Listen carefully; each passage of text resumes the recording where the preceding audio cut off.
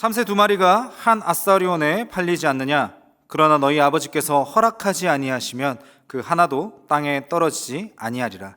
너희에게는 머리털까지 다 세신 바 되었나니 두려워하지 말라. 너희는 많은 참새보다 귀하니라. 아멘. 말라기 2장에 이런 말씀이 있습니다. 그에게는 영이 충만하였으나 오직 하나를 만들지 아니하셨느냐? 어찌하여 하나만 만드셨느냐? 이는 경건한 자손을 얻고자 하심이라. 태초에 하나님이 천지를 지으시고 아담과 하와를 만드셨습니다. 아담과 하와를 한 100명, 1000명, 10,000명 이렇게 만드셨으면요, 조금 더 복음 전하기가 수월할지도 모를 것 같습니다. 또 편했을지도 모릅니다. 그런데 왜 하나님께서는 그 한 자손만을 허락했을까요? 왜 아담과 하와만 만들었을까요? 이는 말라기 2장 15절에 말하고 있습니다. 이는 경건한 자손을 얻고자 하심이라. 시대가 지날수록 아이들의 숫자는 더 줄어들 수밖에 없을 것 같습니다. 물론 우리가 열심히 노력해야죠. 많은 자손을 얻을 수 있도록, 특별히 믿음의 자손을. 그렇다고 해서 우리가 두려워할 필요도 없습니다. 왜냐하면 우리는 한 자손 한 자손을 경건하고 거룩한 자손으로 만들려고 우리는 최선을 다하고 있기 때문입니다. 그래서 우리 유치부 선생님들 계신데요. 우리 유치부 선생님들, 그리고 나아가서 우리 주일학교 선생님들 많이 계실 줄로 압니다. 이분들을 위해서 격려의 박수하면서 이 시간을 시작했으면 좋겠습니다. 정말 수고 많으십니다.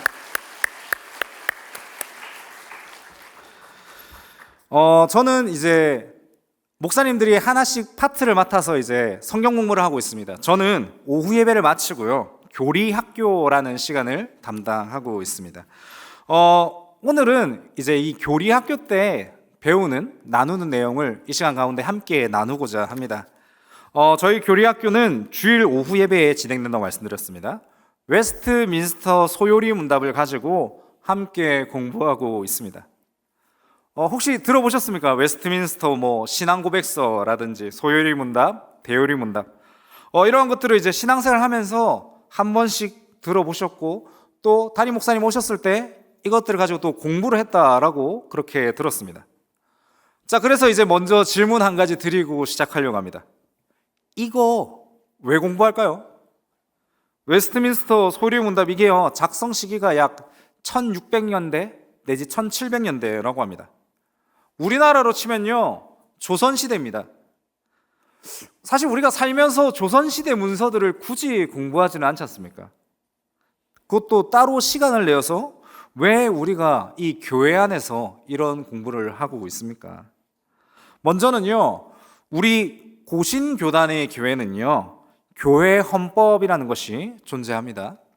그리고 이 교회 헌법 안에서는 교회를 어떻게 다스려야 되고, 또 하나님의 말씀을 또 어떻게 잘 해석할 것인가, 이러한 것에 대한 문제로 2023년에 좋은 방향으로 또 개정이 되기도 했습니다.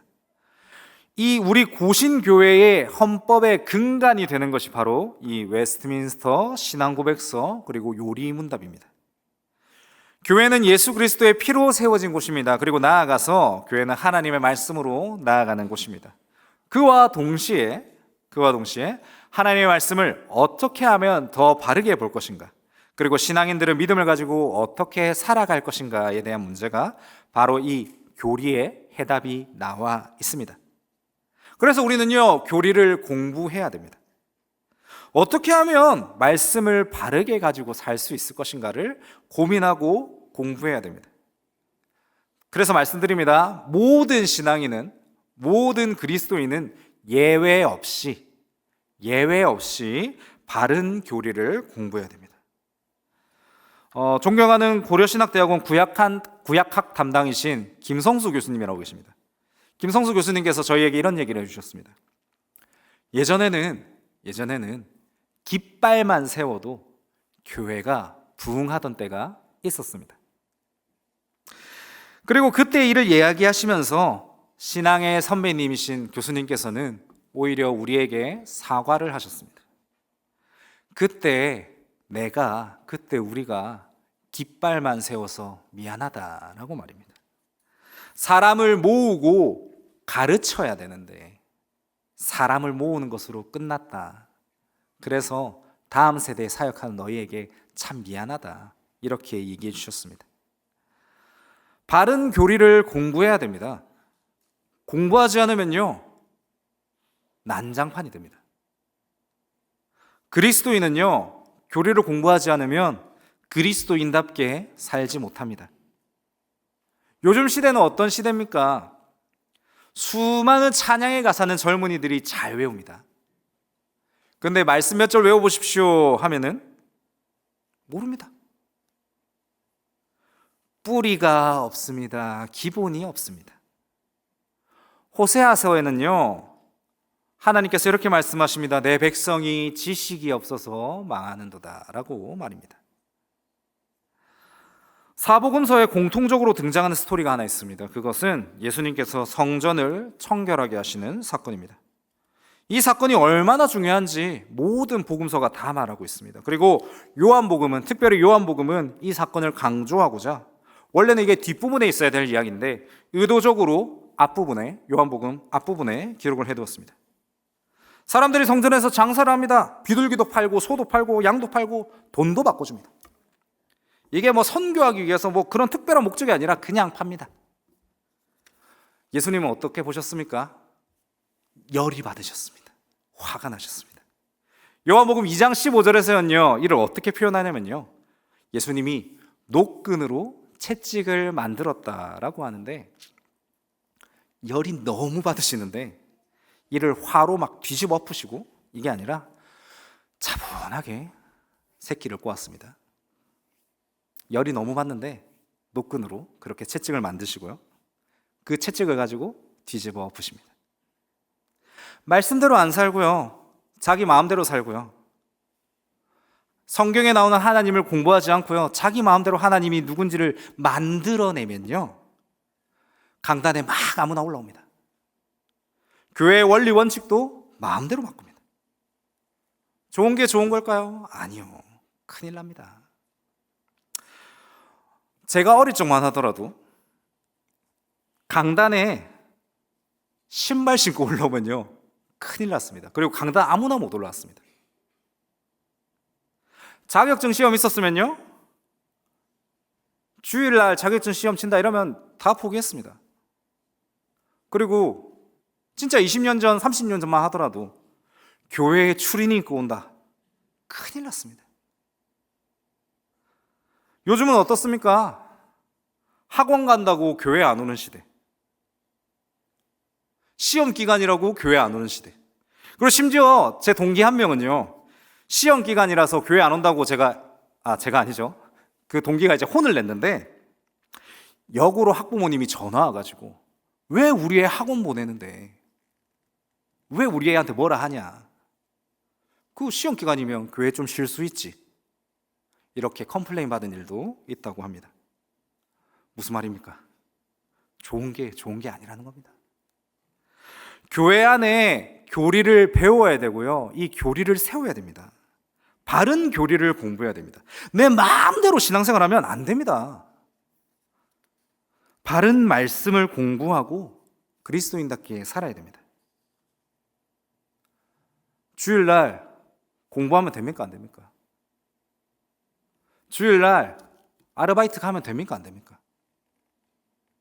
제가 너무 고리타분합니까? 보수적입니까? 아니지 않습니까? 무너진 교리를 회복해야 됩니다. 다시 일어나야 됩니다.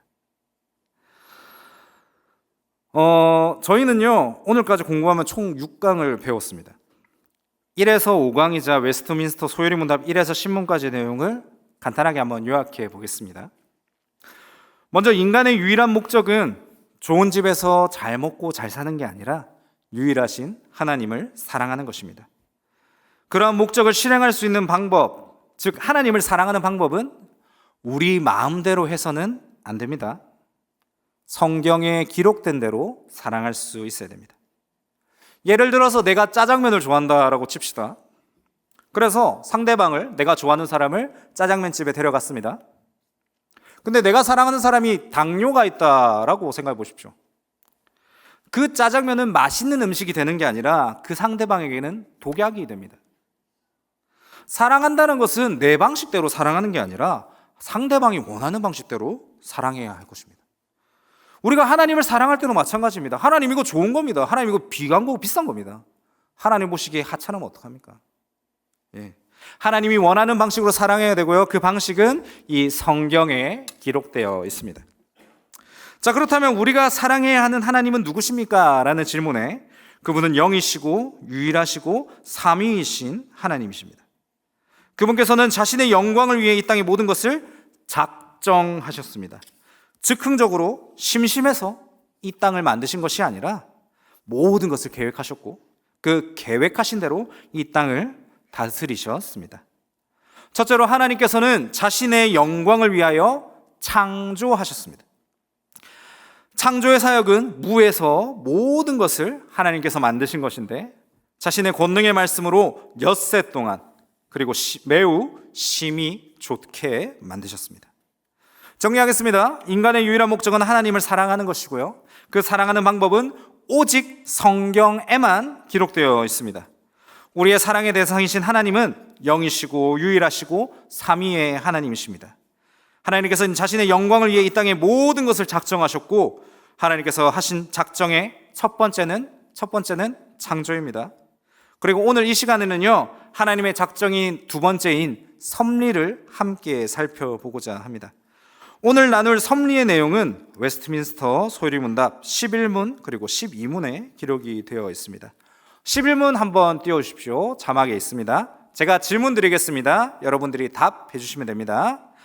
제 11문입니다. 하나님의 섭리의 사역은 무엇입니까? 하겠습니다. 하나님의 섭리의 사역은 하나님이 가장 거룩하고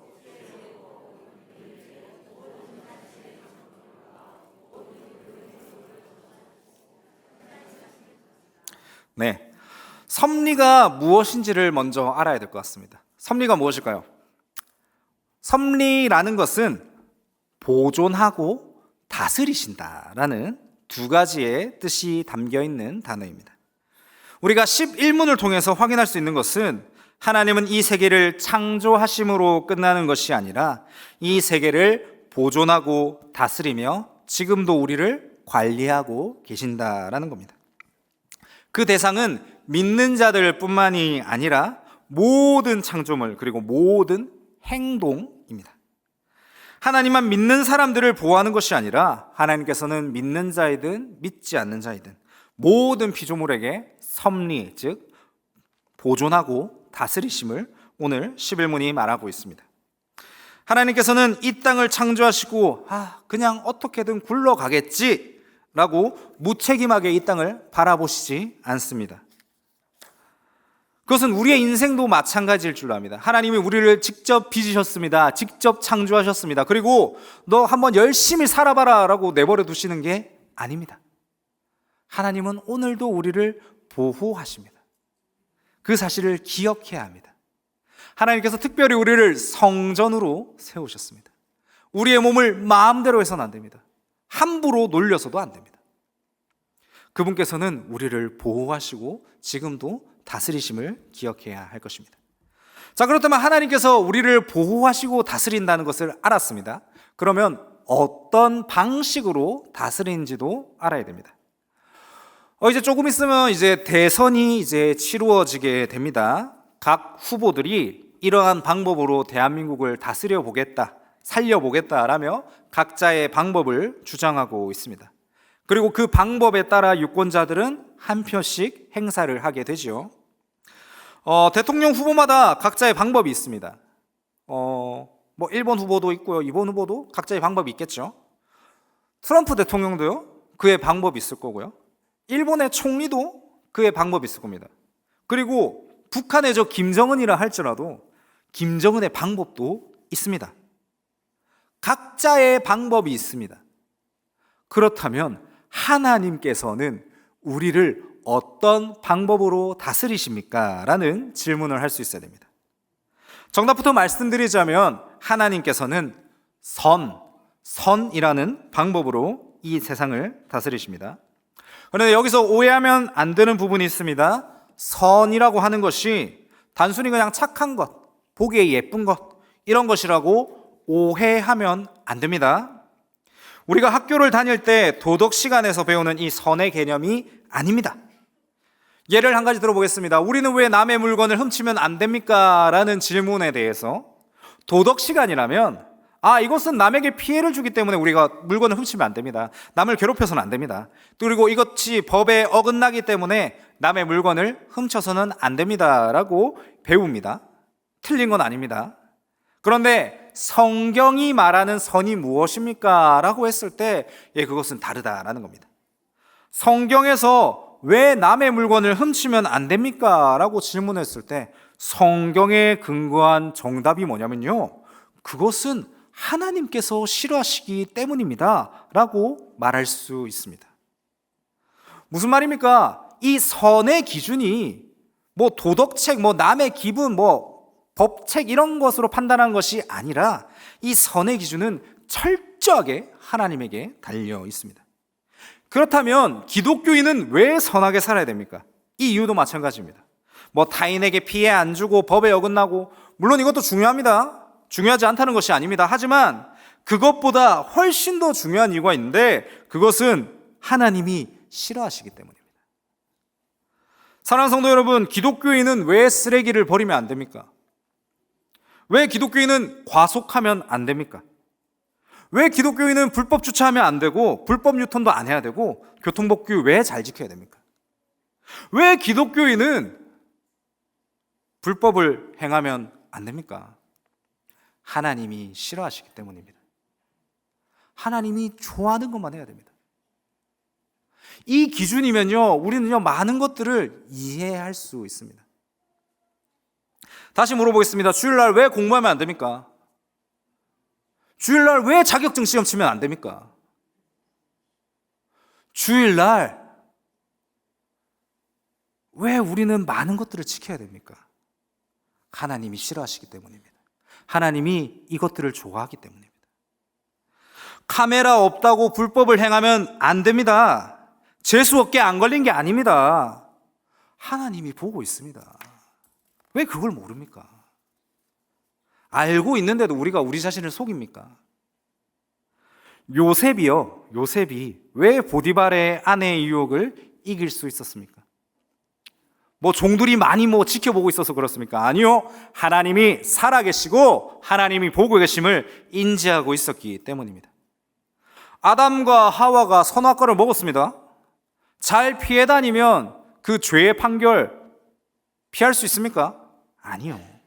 결국에는 공의로운 하나님이 그 선과 악의 판단을 하십니다. 기독교인은 하나님 보시기에 선의 기준으로 살아야 됩니다. 사기치면 안 됩니다. 불법을 행해서도 안 됩니다. 법전이 이래서라고 하는 게 아닙니다. 하나님이 싫어하시기 때문입니다. 분명히 기억하셔야 됩니다. 정리합시다. 하나님은 이 세상을 창조하시고 선이라는 기준으로 이 땅을 보존하고 다스리십니다. 즉 섭리하고 계십니다. 오늘 본문이 말하는 것처럼 참새 2마리가 한 아사리온에 팔린다 할지라도 하나님께서 허락하지 않으시면 그 하나도 땅에 떨어지지 않을 겁니다 라고 본문은 분명하게 말합니다. 하나님께서는 이 땅의 모든 것을 창조하셨고 섭리, 즉 보존하고 다스리심을 기억해야 합니다. 계속해서 12문 보겠습니다. 제가 질문하겠습니다. 여러분들이 답해 주십시오. 하나님은 창조된 상태로 있는 사람을 향하여 어떤 특별한 섭리의 행위를 하셨습니까? 하나님은 사람을 창조하시고서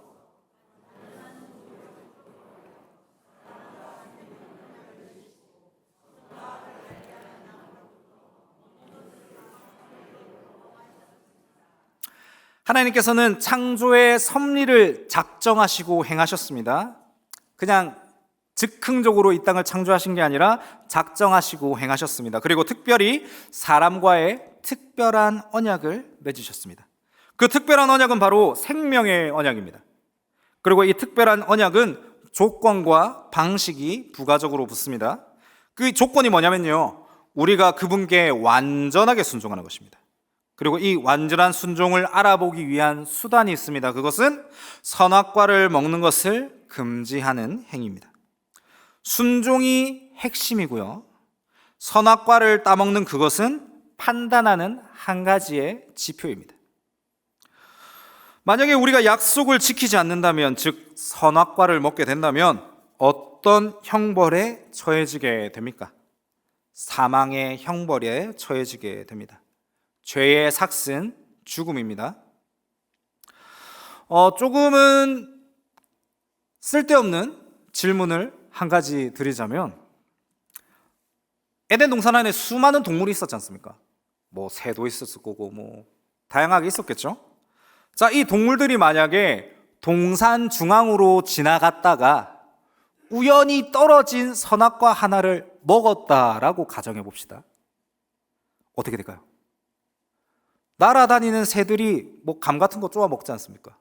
새가 날아다니다가 우연히 동산 중앙에 앉았는데 우연히 선악과를 쪼아 먹었다라고 생각해 봅시다.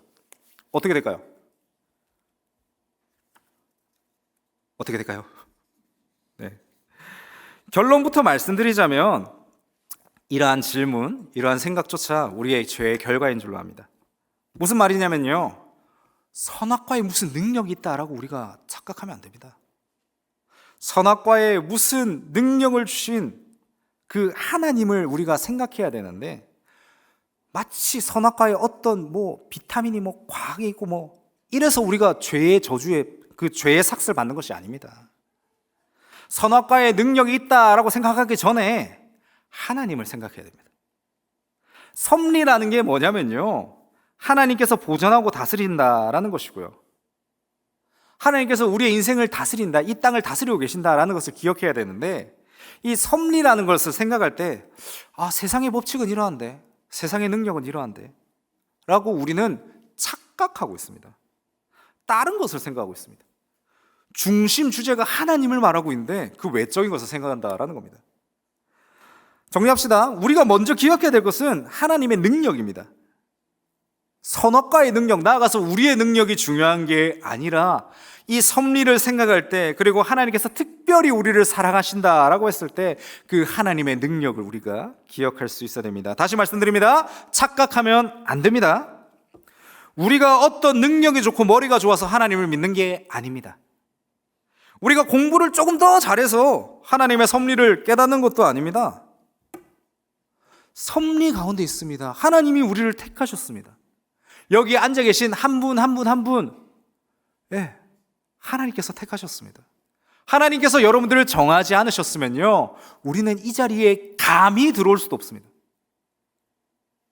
그 사실을 기억해야 됩니다. 이게 섭리입니다. 이게 여러분들을 향한, 우리를 향한 하나님의 놀라운 섭리인 줄로 믿으시길 바랍니다.